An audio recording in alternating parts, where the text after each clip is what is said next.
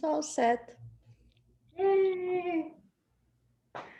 Hey everyone, I am Leticia and I am here with Gizella, and we are doing our very first interview.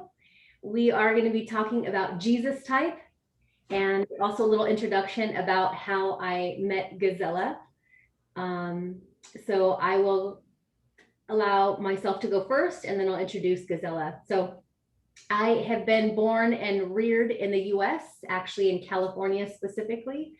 I grew up with a Christian family in a Christian home, considered myself, Christian for the most part. There was some times where I was a little rebellious here and there.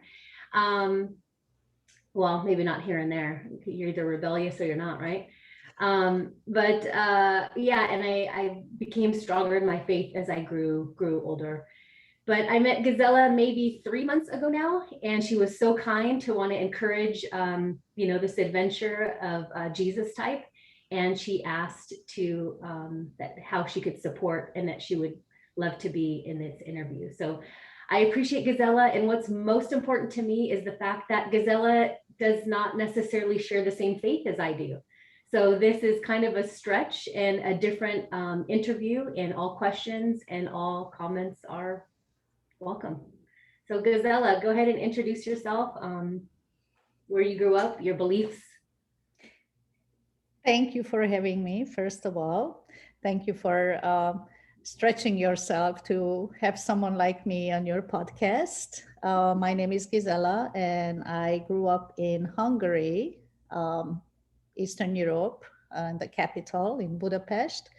And I grew up in a Catholic family. So there was a lot of deep-rooted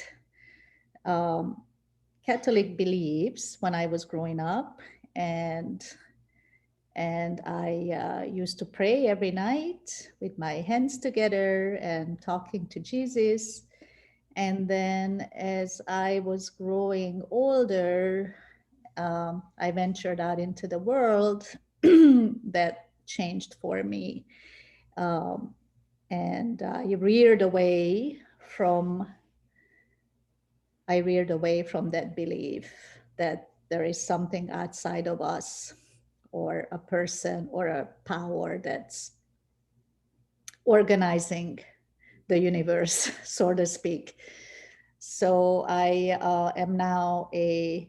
consider myself somewhat of a spiritual person, but I believe in that everything that we need is inside of ourselves and nothing that's coming from the outside. Everything that we create is inside of us. And I study yoga philosophy, and so I'm more in line, if we want to bring any religion into it, I'm more in line with Buddhism ideas or Hinduism philosophies, Hindu philosophies. So that's in a nutshell. Okay, thank you. Thanks for sharing that. And the reason why we're sharing this is so you can have an idea of the background. And really the purpose of the talk is for the listeners here is, really describing what a Jesus type is. And if you may have already heard the intro podcast, you may already have an idea, or the intro YouTube video about a Jesus type. And the cool thing in the Jesus type is because there's an imprint. If Jesus is the creator, right? God, Jesus is the creator of life. There would be an imprint of him in all areas of life, whether you believe or not. He would be showing you a sort of a taste of who he is through his love, through his sacrifice. So the first couple of questions that I'd like to ask Gizella, and you can answer them however you're comfortable, no pressure. You can, add a question or a comment. If you want to skip, no problem either. But anything that you feel would be helpful for the viewers to understand maybe your thoughts and your process. So what do you know of Jesus? So what do you know of the person of Jesus, like his character? What I know about Jesus, there has been so many different interpretation of his character, about what resonates with me is that he was a prophet. He was kind of, to me, I think of Jesus as he was a yogi. He was a yogi in a community where he was spreading goodness, and he tried to create a community, and he tried to spread love, connection. And that's what I think of Jesus. I think of him as a human being who had the ability to tap into his at his time, at the time that he was living, which I'm also personally, I doubt it. I am to me he's also partially fictional. To me he's more of an idea than a real person. So that's what I think of him, that he was this idea of maybe there was somebody who was like Jesus. He lived the idea of goodness and spreading love and bringing community. So like just like Gandhi or Buddha, like to me he wasn't any different from any other human who's spreading love. Okay. Thank you. Thanks for that. So what's your, so you mentioned that Jesus is kind of like an idea, and, partial human, partial, character. So do you have an experience, of Jesus yourself? Like, maybe that could be spiritual, that could be somebody that was like a Jesus type to you. So if you said, you think of Jesus as like a yogi, have you been considered a yogi, or have you seen other people to be that to you? Well, I think because I view him more of an idea rather than an actual person. I think like, no, I haven't met anybody on that level of um, commitment, so to speak, to humanity. Except, I mean, we do have Mother Teresa, we had Gandhi, we had Martin Luther King. We had a lot of people, and even in our personal lives, I had my best friend who just passed away, Maria. She was like that, you would call her a Jesus type, like full embodiment of Jesus type. So I have met people who tapped into their, heart. To me, it's more about expressing, allowing your heart to manifest throughout your life. So you're moving from the heart rather than from your brain. And I know, we shared off camera, of course, about Maria and your closeness. And would you like to share a little bit? You said that what I heard you say is that basically one of the closest Jesus types that you've seen is really Maria. Would you like to share a little bit about Maria so we can all get a chance to know her, even though I know she just passed just a few days ago, and what she meant to you?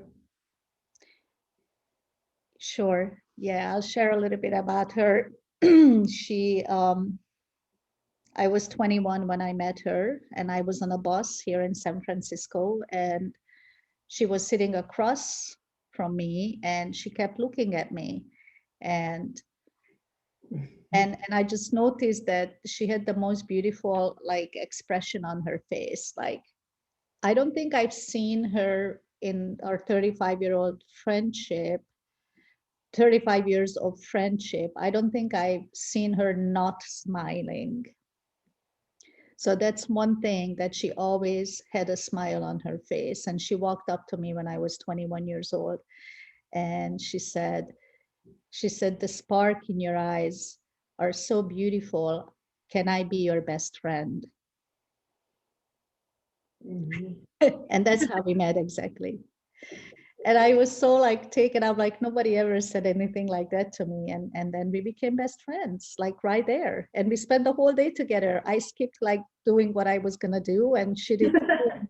We just like went out to the Golden Gate Park and walked around, and we were laughing, and we had so much time.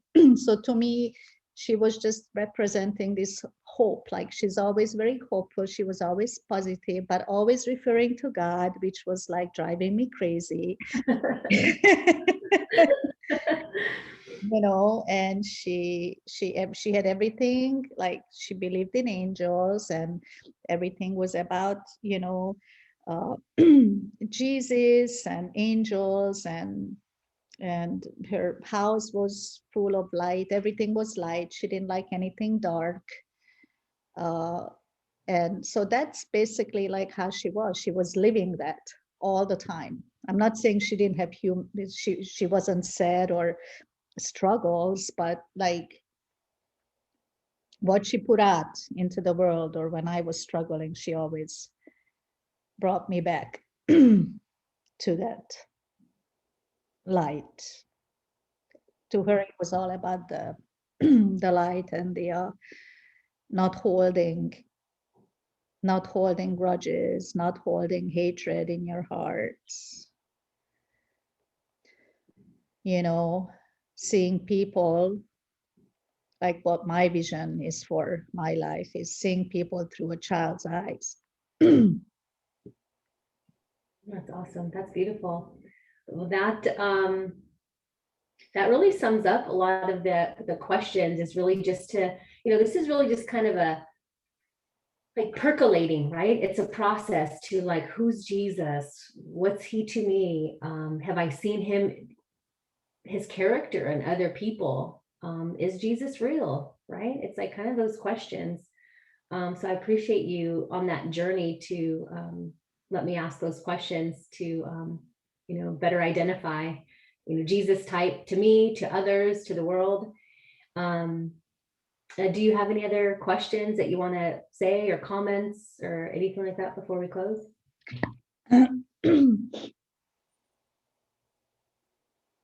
I have so many questions that I feel like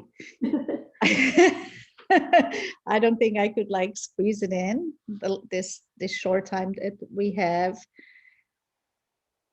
But maybe my question is for you is, how is it manifest for you?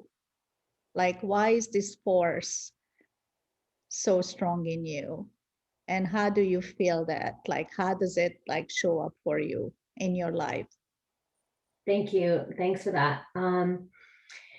So how was the strong force for me? So I grew, like I said, I grew up in church, right? My mom's actually an ordained pastor, and my dad became ordained because she's ordained. They didn't have like a big church or anything. It was more like a Bible study in the home. And so I grew up with those thoughts and ideas. But like I said, I became rebellious, and for my own reason. When I say rebellious, I meant just like kind of unruly, not really listening to my parents as much. That can be another conversation for another time of how and why. And I still kept true to God's beliefs and views, but I wouldn't say I was really living that way. And as I got older in my 20s, I started thinking like, gosh, I remember reading the Bible. My mom's friend encouraged me to read the book of Esther. And I was so pumped about it. I was so excited, like, wow, this is cool. Like, this is an easy read. This is fun. I thought like the Bible was going to be a lot harder or something.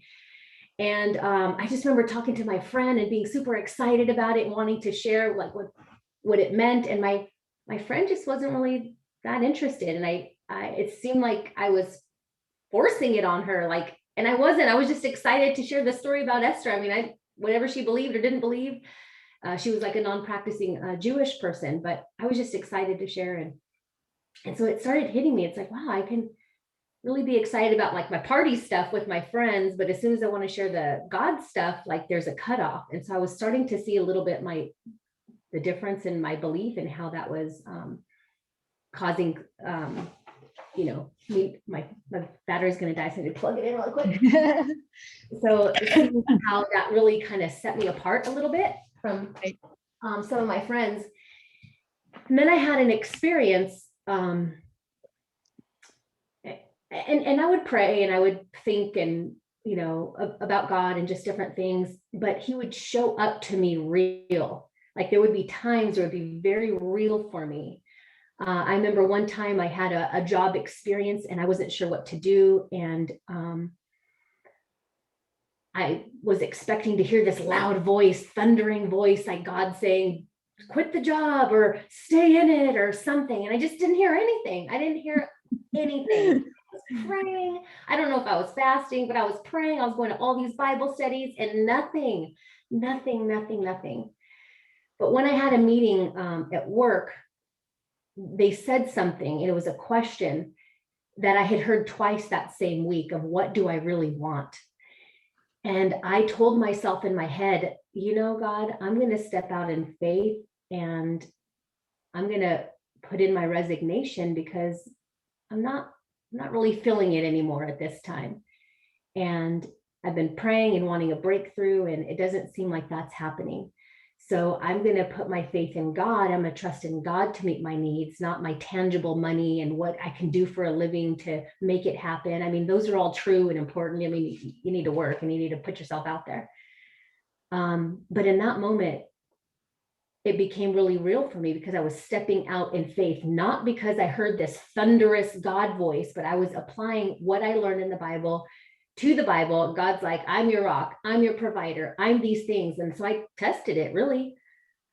And I resigned, and it worked out more beautifully than I could even expect it. You know, I like to get my nails done. So my nails are ratchet right now. So just so you all can see, they're kind of ratchet. I'm going to have a nail appointment in about 40 minutes. Okay, sounds great. And it's my birthday today, so I'm going to go Happy crazy with the nails. birthday. Thank you. I'm going to do the long nails. I'm going to just go wild. Let's go wild, Leticia. I know. I know that's who you are inside. Yeah. A little wild, little cray. Yeah. So yeah, even when I left that job and I did not have a backup plan, I got a call within that week. It was that week. No, it was actually, I think within a few days. Mhm. And I ended up getting another job, and I've been at the job for just over 10 years.